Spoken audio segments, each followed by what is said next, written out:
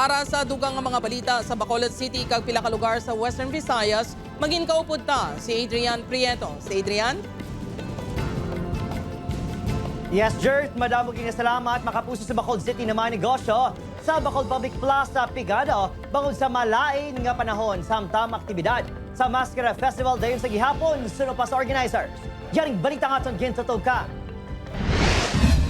Tatlo ka adlaw ang tisang sambuwa sang pito ka contingent sa street dance and arena competition nga highlight sa Mascara Festival 2024. Padayon gihapon ang pagbutang disenyo kag iban pa nga props sa Paglaw Sports Complex. Apang bangod sa makusog nga hangin, narusdak ang pila ka plywood sa VIP box kag judging table.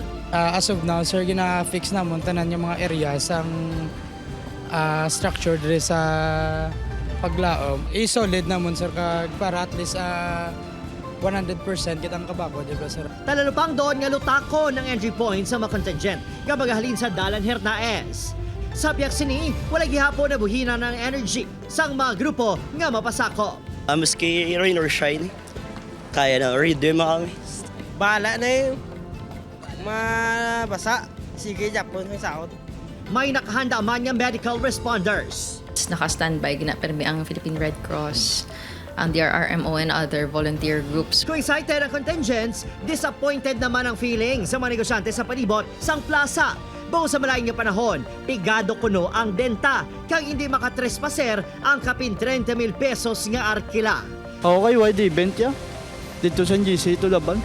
Nahibaluan, yaging pahamtang dalag kong event sa Government Center Grounds, Lacson Tourism Strip, kag East District sa syudad.